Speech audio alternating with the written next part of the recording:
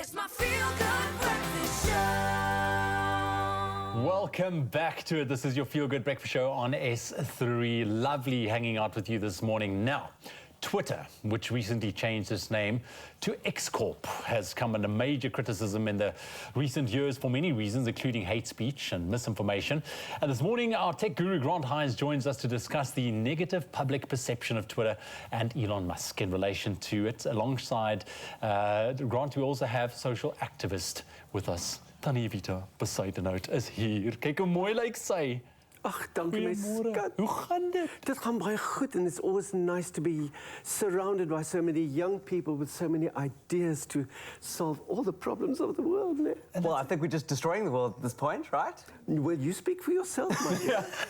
I have always believed that the way to a politician's mind is not through his brain, it's through his stomach. There we and go. Gwedi Mantashe proves my point. Ne? Absolutely. Yeah. We are talking about Twitter, which has been in the news for the past couple of years, like I've mentioned. There's been, we followed the journey with Elon Musk, buying Twitter and then not buying Twitter and then stepping back in and buying Twitter. But now it's got a new name. Now it's not Twitter, it's X Corp now. Well, Which is it's the name that if Lex Luthor had to take over Twitter, I was about X Corp. to say. How unfriendly is that? Are you on Twitter? Of course I'm on Twitter. I'm on TikTok. I'm on Up Yours and In Mine. All those things that people do. My grandchildren, of course, love all that. But you're talking about Elon Musk. Did you know that he lived in Darling? Vertel vir my. In my town of Darling. Elon Musk lived there as a young boy. Really? Yeah, my Scott, he's got all his ideas for the internet in Darling. That's a bad... We all started it there. And so you people think it's something new. Twitter has always been there, but it's always from one person to another person. You didn't do it through your any palm of your hand. Maar my kleinkinders, they put me on the TikTok. Okay. Which is very funny, and of course the other, but you can't spend your life on the Twitter. I mean, you walk around with that thing in your hand all the time. You don't see the beauty of nature. You don't look at the flowers. You don't look at the birds. You walk straight into the pole because you're not looking where you're going. Yes and no, but it's the way we communicate, right? Like, it's being online and in social media is like how we share stories with people from here to Durban, to Darling. We can do that from across the country, right? You can, only if the other person has switched on. If he hasn't switched on, you're doing it for nobody. That's true. Do you know there used to be a time that you could go to the fence and have a little whistle, and then your neighbor comes on the other side of the fence, and you talk to your neighbor like that. So that was Twitter. You could tweet over the fence. 1970. And Absolutely. the birds tweet and Twitter. I think it's wonderful. Keep it busy, keep it happy, and also use it positively. Want die mense sê nare dinge op But that is the thing, I think, specifically with regards to Twitter, you do find that there is quite a lot of negativity going around on Twitter, and there's a lot of those conversation threads. What are some of the concerns that you see with regards to Twitter at the moment, with the whole new branding and rebranding and Elon Musk being involved? Well, Elon Musk has taken the company away from the public space, so now it's no longer a public company, so they don't have to report a lot of the changes that they do. Remember, I see the digital space as a real space. So Twitter is kind of like a town hall. Everybody gets together and you can overhear conversations. It's not locked off. So if somebody's talking about a certain topic, everybody gathers around that person and they can hear what they're saying. But I have multiple topics that I'm interested in, so I can overhear a lot of different conversations. Yeah. The problem is that once those conversations are too controlled, and he claims that he's not controlling them, but by taking them out of a public realm, you start controlling conversations, then you can kind of, decide the narrative of these small, fire circles. He claims that it was the other way around, like that prior to his entry, that there were conversations that were being controlled by Twitter. But keeping hate speech off a platform, for instance, is not controlling conversation. It's making sure that the people that are participating in those conversations are safe. Yeah. That's the operation. It's not going, I'm going to stop free speech by removing hate speech. Removing hate speech is a really important thing, and in South Africa we know that very well. That's a part of our constitution. To enforce free speech, we need to enforce a constitutional right against hate speech. But it seems like there's a trend where he's going free speech means we allow everything, and that's just going to lead to a playground full of bullies. Yeah, exactly. Hi, lieve Aarde. It's so exciting hearing you talk about these things because you make it sound so important, which it is, my dear. It is, but I've got two magical words here. Two magical words. Switch off, delete. Switch off, delete. That's Yeah. the best, I Yeah. think, the answer for it to curb it. I mean, if we take a look at a major platform like Twitter, and we speak about things like, hate speech and harassment, I mean, what is being done in that space? What's Elon and his team currently doing with X Corp? Well, okay, so firstly, one of the things that he's purported to do is that he has kind of switched the story and said that, like, the removing of hate speech is against free speech. And more importantly to him is free speech is kind of this, I don't know, this holy grail on the platform. So he's described free speech as a certain thing, which has allowed a lot of hate speech in. But he's kind of stepping back there. He's got a new CEO that he's employing. It's a woman, and unfortunately, there's a concept called glass cliffing, where you set up your company to fail, and you get a woman to be in that position. It's called glass cliffing. It's the difference of a glass ceiling. And then at some point, the woman in position of authority doesn't have the tools to make the prospects work, and then fails, and then the old CEO comes in and goes, oh, it was inevitable, it was this person's fault or whatever. Just because she was a woman, it was her fault, no? You see?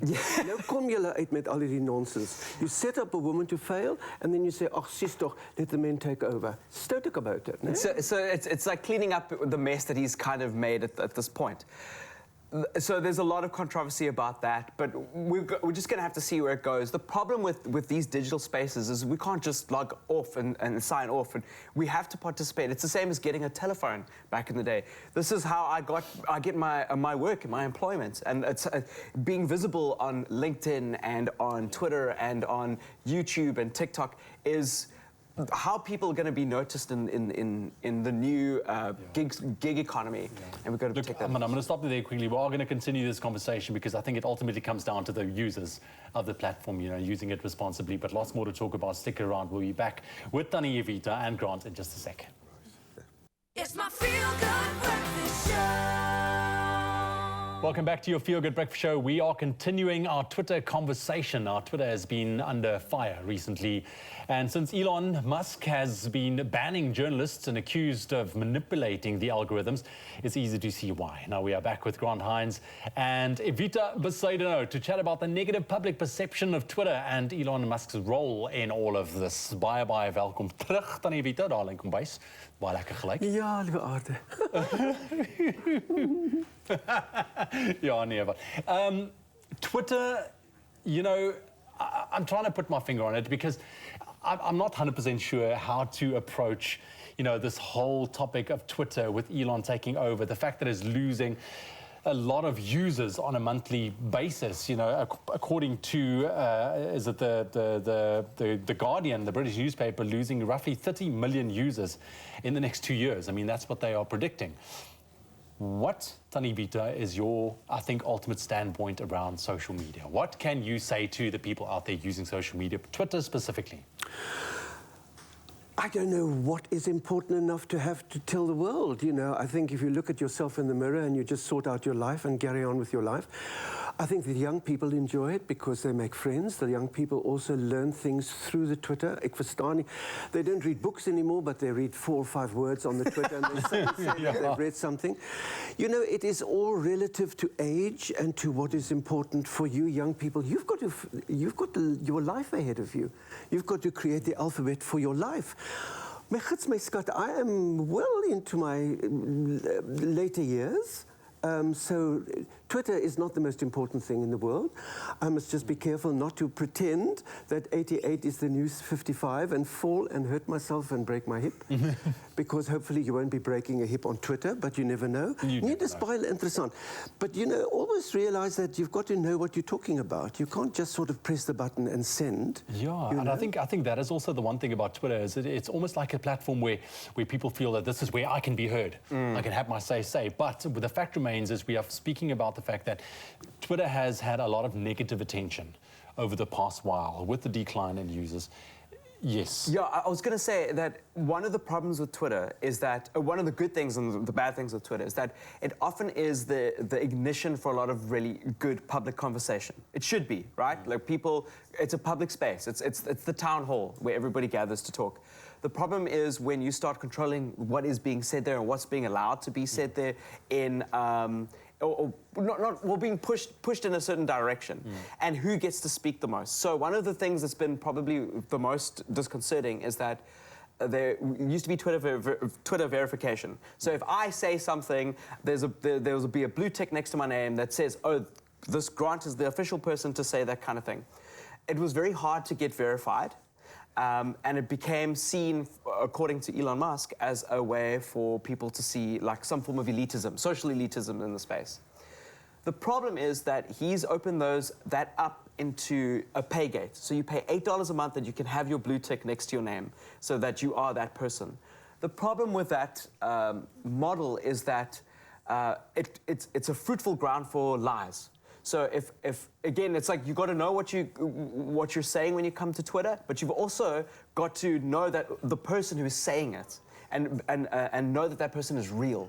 So somebody could pretend to be the president and pay to for $8 a month get a blue tick next to their name, say something, screen grab it, and then that's a really bad situation for fire to spread, misinformation and lies. And we've come through a really tumultuous political. A decade, and there's been a lot with social media specifically, a lot of hate that's sparked on these platforms, and that's the fastest way to do that is to know what's going to trigger an opposition, and then lie about it, and then pretend that it's coming from an official source. And a lot of people want to do that because social media is an attention economy, and you're trying to get as much attention as possible, and people see that as validation. And the problem is it comes at the expense of everybody else that's listening. It's not for the purposes of these mediums.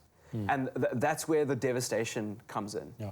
I think there's been a lot of uproar about the blue tick specifically. Yeah. And, you know, it also, I mean, it's a revenue stream for Twitter. We spoke about that off air as well, but it defeats the purpose of what a blue tick is actually all about, Tannie Vita. Yeah. A blauw regmerkie. Yeah, you know, I am so impressed by both of you. You are talking such wonderful things. I don't have a clue what you're talking about. But I know it's important, and I think it is very important that young people listen, but also realize that whoever is using Twitter and TikTok and Up Yours and In Mine, you are in charge of your opinion and your life. And don't just think it's going to make people laugh. It's going to upset people and it'll ricochet back on you. And then one day, my dear friends, there's going to be a big sun flare. And the sun flare is going to burn out all these satellites. And the one person with a pencil in their hand will be king of the world. Just like that. Grant, thank you very much. I know this is such a big topic. We need lots of time to talk about this. I could talk about this for a long time. Tannie Vita, jy gaan nêrens heen nie. Jy bly net hier by ons, but we would love to know your opinion. What is your opinion on Twitter since the changes taking place with the blue ticks that you can now pay for as well? We would love to get your insights if you are a regular Twitter user. 06340888863.